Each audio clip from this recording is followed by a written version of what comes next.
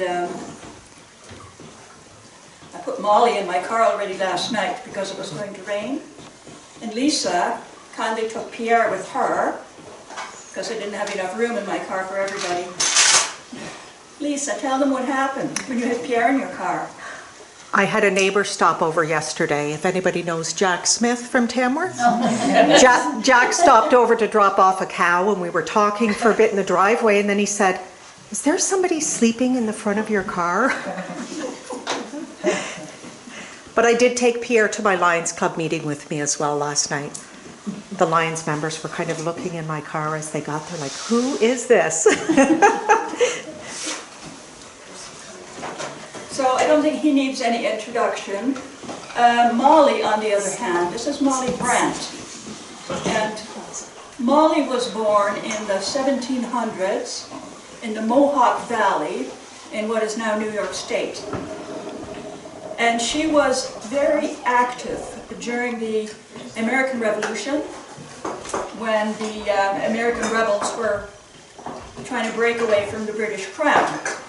And Molly worked on the side of the British, and it was said that she had more impact with the Braves, with the Native people in general than any number of their chiefs might have had. So they said. Anyway, very, very influential, and there's some plaques in Kingston. She finally ended up in Kingston at the end of the war, where she was granted land, they built her a house, she was given a government pension of £100 a year, which at that time was a lot of money, for services rendered during the war. And there are some plaques in Kingston to that effect.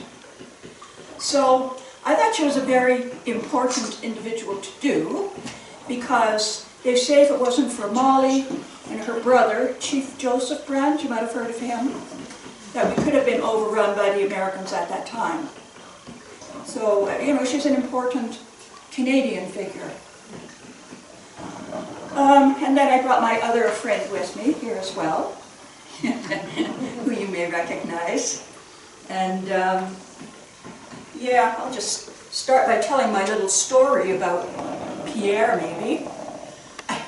I was working on him a few years ago, and when I work on my people, to get the faces, I actually remove their heads, okay? So I'm sitting there working on him, I've got, you know, his head in my lap, I've got the TV going in the background maybe, working away.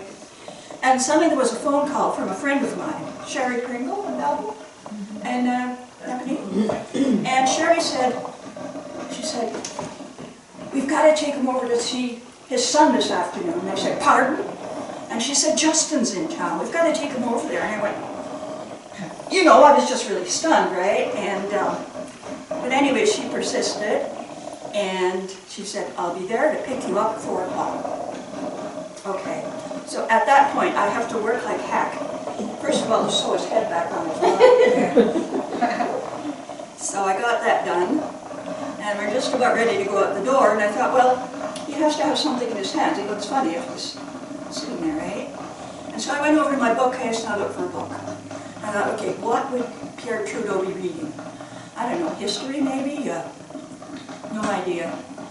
He was kind of an intellectual. I had no idea what he'd read.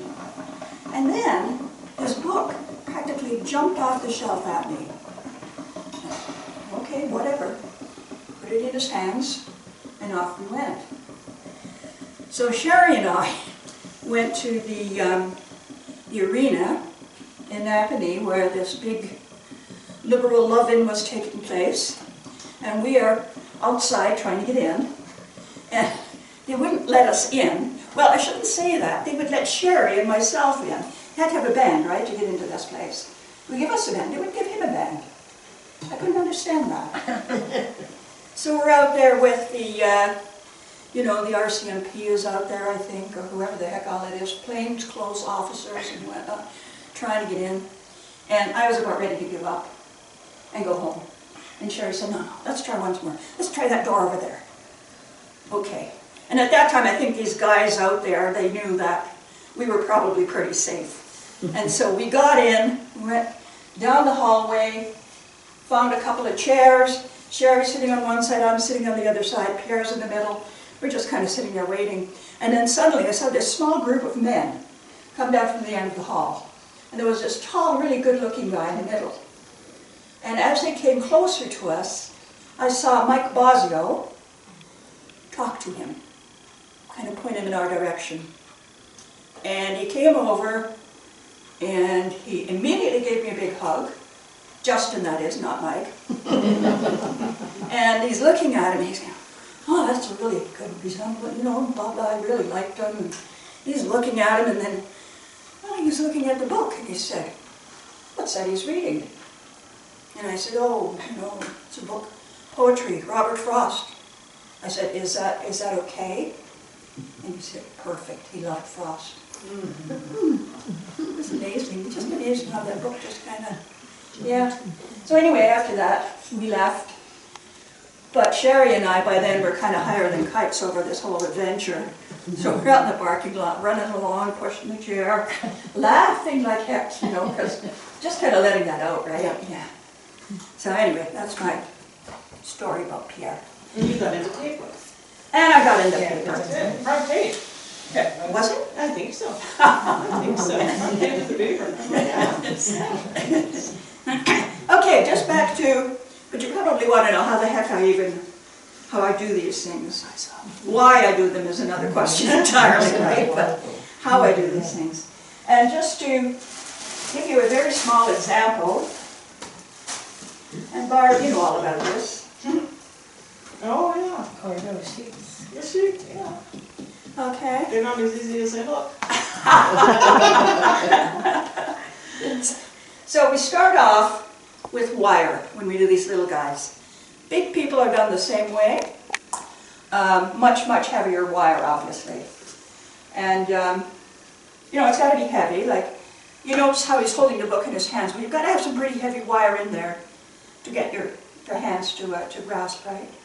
And also to keep the back erect and so on. So that's how I begin, heavy, heavy wire.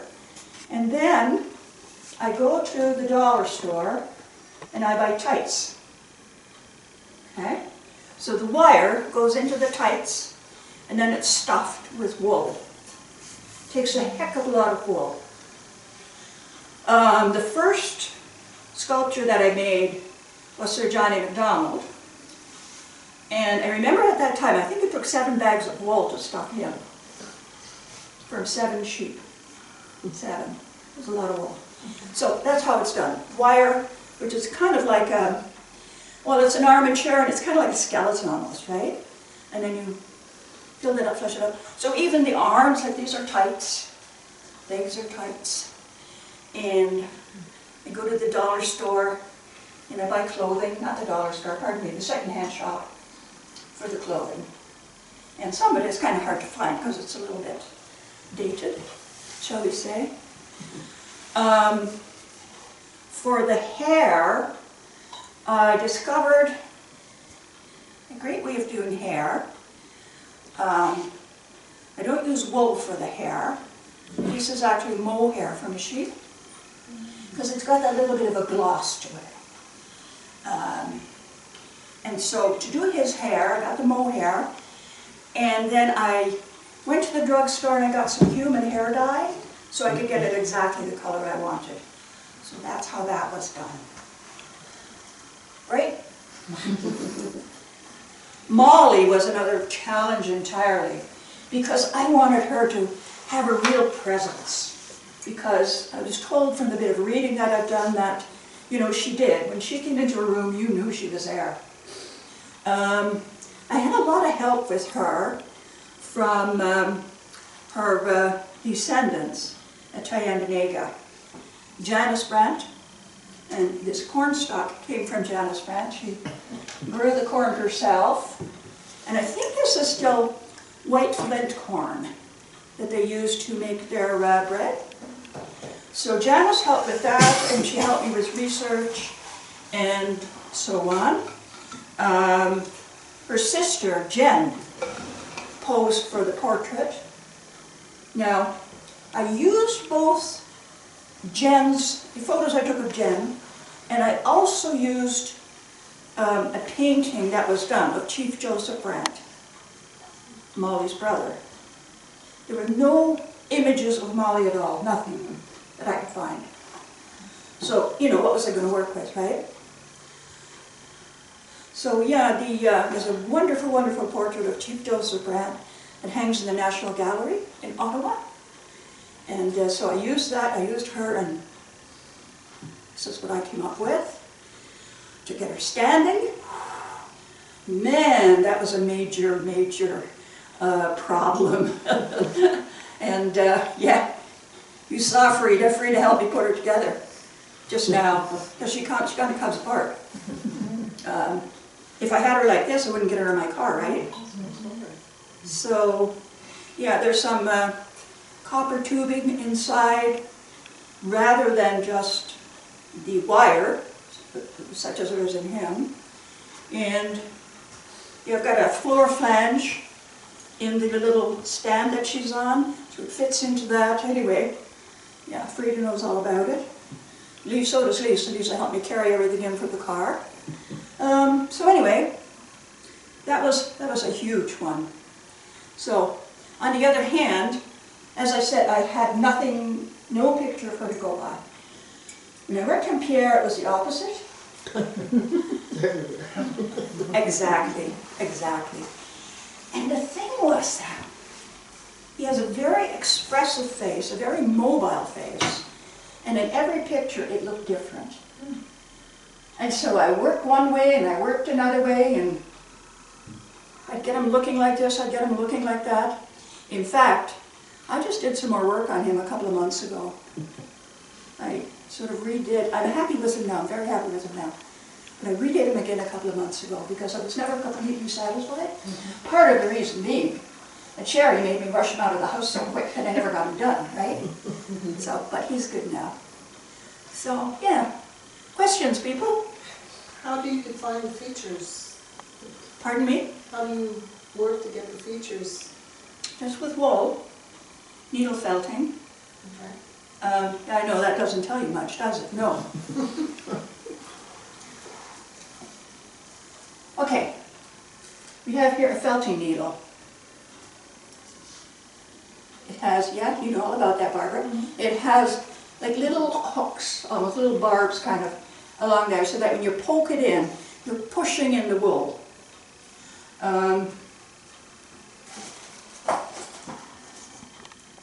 This is some lovely beta wool that I really like. It felts well. Now I've noticed that Molly looks just a wee bit pale on her chin. So let's get a little bit of wool. Yeah, come on over if you want to see it better. You see how I'm just working that in?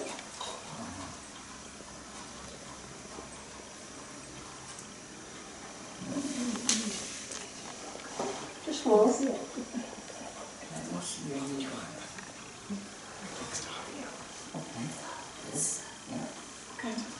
Okay. That's better, Molly? A little bit more?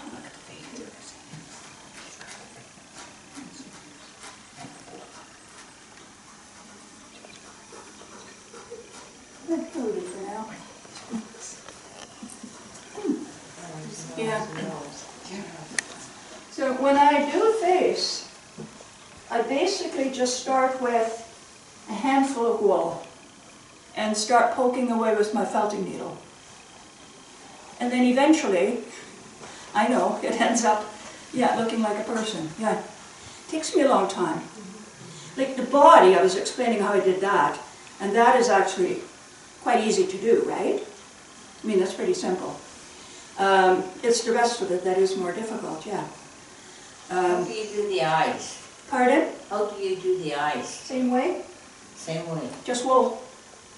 Take a close look at her, it's just wool, it's all wool. Yes, I'm a person.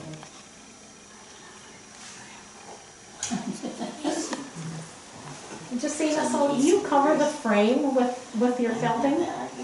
Is the frame, or it's like underneath Pierre's trousers there, is that all needle felting under there? Here, No, under, like even with Pierre, under his trousers, like his legs, are they done with needle felting or? are you talking about the hands and whatnot? I'm sorry for you. The A little hard to legs. hear him. His legs, His legs, no, they're just stuffed. they're just stuffed. Yeah, So what is anything that? that's covered with Clothing. clothing is stuffed. Oh, okay, okay. That's Yeah. why Molly came in 2 pieces. Her upper torso is stuffed. Well, not stuffed, it's needle felting. Yes, it is. And Molly was a tremendous amount of work because I needle felted her arms,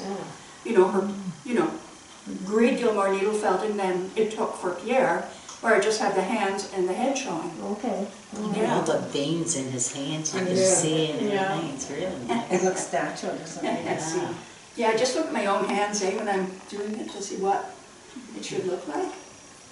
Yes. His name, it's his paper. And this one. So, Did you have like a frame for a face? Like do you have a frame that you kind of work your felting in around to even get a beginning? Nope. Oh. No, I don't. This is a stupid question too, but what's inside his head? The wire or not? I'm afraid his head is hollow. Okay.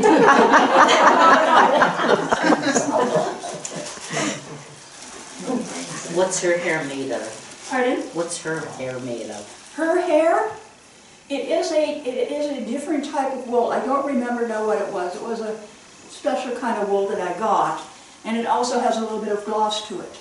But I don't remember what sheep it was from. Yeah. And this then is just from the mohair, the sort of thing that I would use to make his hair. Anyway, more How long have you questions? been making these? About 10 years. Yeah. I think I made Sir Johnny MacDonald about 10 years ago. Maybe not that long. Maybe 9, 8 or 9? Yeah, maybe so, yeah. That might be closer. Pictures of your work? Pardon me? The pictures of your work? I have a website. Oh, do you? I do. What is your website, Gesina? Card? Even if cards. Oh, good, okay. Yeah, when you take one and pass them out, Miss Susan? Okay. Do you still have Sir John A? Oh, yes, I do. Because he was fabulous. Yes. Yes. Oh, that's all of them? Sir John A. Pardon? Do you keep all of your sculptures? Yes. Usually, like I took Pierre away from the table where he was playing cards with Sir Johnny MacDonald. They actually get along quite well. At my house, anyway. How many fingers do you have now? 5. Life size. 5. I have these 2, Sir Johnny MacDonald. I have 2 artists. I have Emily Carr, who painted on the West Coast. She did native scenes there and those marvelous forests that we have out there. And I also have Tom Thompson, who painted in Algonquin Park. And in fact, my Tom Thompson actually sits in a canoe. Half a canoe. I have half a canoe that he sits in. It does take up rather a lot of room in my house. And yeah, so there are 4 of them that sit around the dining room table playing cards. Which makes family dinners difficult. Thank you, Lisa. They do tend to say that. Yes, before we set the table for Easter or anything, we must move Mom's friends away from the table so the family can sit and eat. Was it your sister who said, one of these years we'll come home for Christmas dinner and all the chairs will be taken up by Mom's Yes. friends? And the turkey will be wool.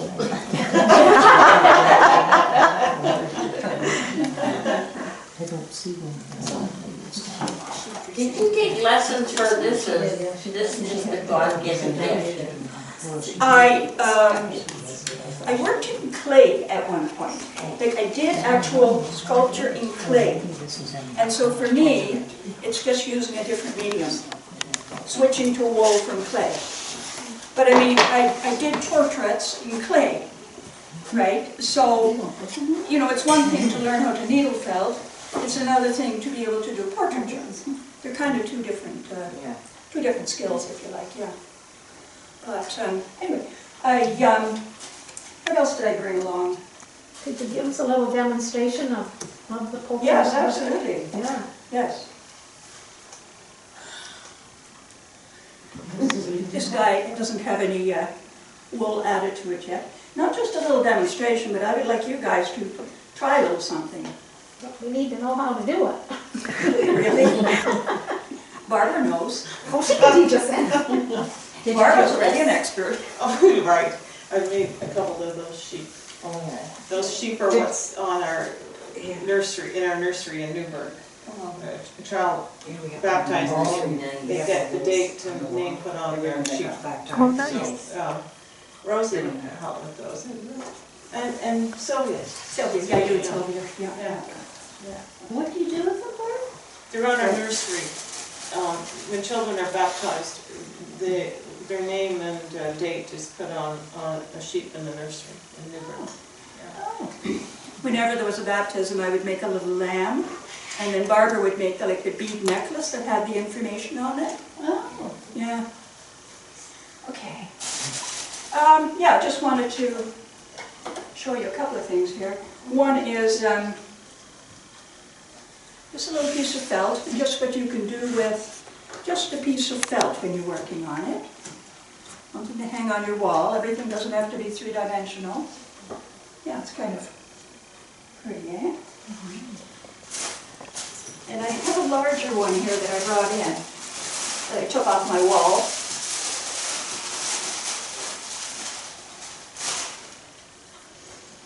This is one that I did a few years ago that I have hanging there. And what surprised me when I took it off the wall is that the back is not felt. I don't remember whether that's an old sweater or what that is. Kind of reminds me of a Tom Thompson painting. Yeah, I love the scenery up there. Yeah, good point. So what I would like you to do is to have a go at it. I brought along some tiny pieces of felt, or pre-felt if you like.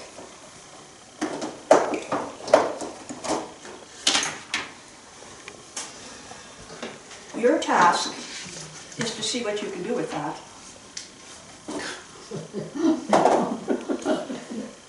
Now, to do the needle felting, Please, yes. as is so rightly being pointed out over here, felting needle, need something underneath, so that A, you don't break your needle or poke yourself or whatever. And then you take, look what I brought you. Oh, my. These are basically remnants and whatnot. I got lots of wonderful colors. So you take a little bit of that, and you poke until you get it. Might take a little bit of poking. And the only thing, you can't really see this, it's color. The only thing is that as you poke, don't twist your needle or it'll break. I have lots of needles, so even if you break one, don't worry about it.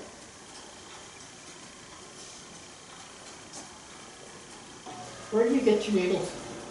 Order them online. You can buy them, in a store when they sell wool, but they might cost you like a couple of bucks each. And if you order them online, you can get a huge number for very little money. Anyway, basically you poke away until it felts in a little bit more. Felting needle, poke, poke, poke. That's about it. You know what? It's the easiest of all the fabric arts. The very easiest, because all you have to do is poke it in the back. You don't have to count stitches. And if you don't like a color, you can rip it back up, or you can put something over top. Yeah, so that's one reason I like doing it in the evening if I'm watching TV. But I don't have to be counting. I can just be sitting there poking away. Okay, you're going to needle felt now. You sure? You better get pictures of this, Lisa. So I have here some little pieces of felt, and these little guys that go underneath. And these little things, they each have one felting needle in them. And as I said, if you do break it, don't worry about it. And I think that's about all you need. See what you can create. Well, why don't you make something for us first? Nobody's going to watch what you're making. No, just a little story.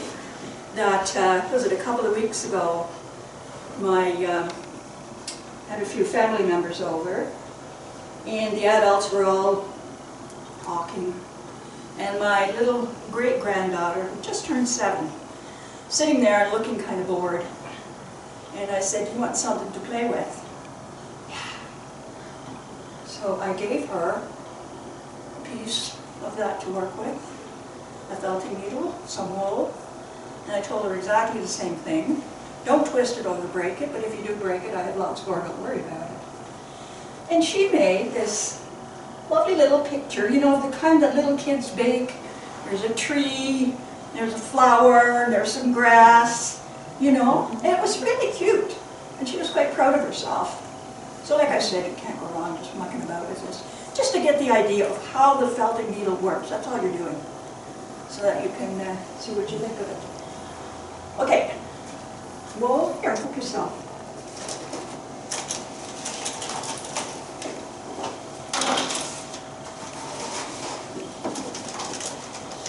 You give classes for this? Hmm? Do you give classes for this?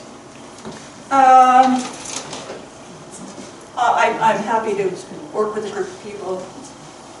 Actually, a couple of weeks ago, I did a workshop for the volunteers at hospitals in Kingston. One of my daughters, her sister, is a coordinator there of the volunteers. And so Linda asked me if I would do a workshop on making the little lambs. And I said, you know, I kind of said, well, no problem, but the only thing was the darn thing had to be done on Zoom. So if you can imagine trying to teach something like this over Zoom, but when they started off pulling out my hair, there's no way, because some of the questions, but they were such a nice group, and they helped each other. Like, I might not understand maybe what problem they were having, and they would help each other. And so in the end, they all had a little lamb made. Pardon me? Wool. Yes, his teeth were wool. Oh, gosh. Everything is wool. I love They were hard to make, actually, the teeth were it. I hard. imagine. Yeah, no, those are those are wool teeth.